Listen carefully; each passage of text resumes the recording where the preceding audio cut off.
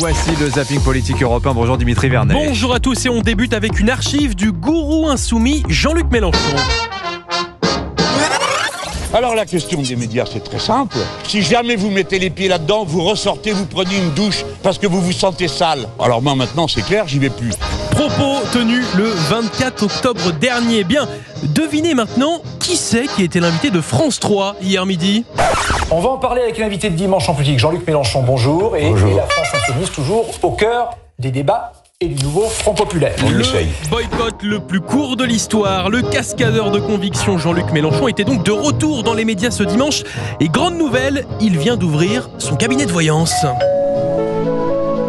Monsieur Barnier, son gouvernement va tomber entre le 15 et le 21 décembre de cette année. Et donc après, il faudra à nouveau choisir un Premier ministre. Jean-Luc, nouvelle Madame Irma de la vie politique. Une jolie reconversion, surtout quand on connaît l'efficacité de sa boule de cristal. Vous serez où lundi matin? Eh bien, j'attendrai le coup de téléphone du président de la République pour me demander de former le gouvernement. Et qu'est-ce que c'est que cette dinguerie? Tiens, quand on parle de Madame Irma, voici une nouvelle dinguerie signée Florian Philippot. Moi j'ai des infos, il faut que je vous dise les choses parce que, vous savez, on a des oreilles un peu partout et j'ai des oreilles dans des états-majors de partis politiques, y compris représentés au Parlement. Oui, quand ça commence comme ça, vous le savez, Florian va nous sortir l'info de l'année. De sources absolument sûres, et c'est sûr, à 100%.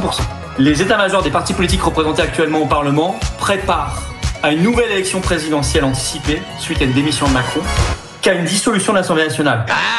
Ce qui va se passer, c'est que Macron part. C'est pas du tout le cas. Je suis lucide.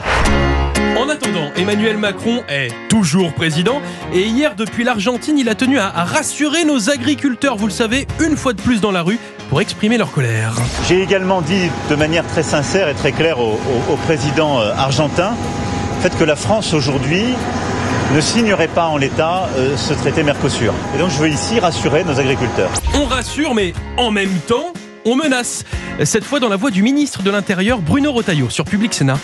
Le droit de manifester, c'est un droit constitutionnel, évidemment, mais il y a des limites, pas de blocage durable. Parce que sinon, ce sera tolérance zéro. Et voici encore une jolie représentation du « en même temps ». Parce que c'est notre projet!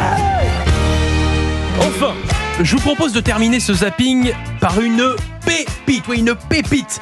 Soit le député François Hollande justifiant sur France 2 sa faible présence à l'Assemblée nationale. Accrochez-vous. Non, mais j'ai voté 40 fois, donc c'est quand même. Vous n'y allez pas beaucoup, François Hollande? Mais j'y vais autant qu'il est possible, et je pense que pour un ancien président, c'était déjà beaucoup de faire ce que je fais. Non, mais rigolez pas, c'est avec votre pognon. Merci beaucoup Dimitri Vernet. À demain. Restez avec nous sur Europe.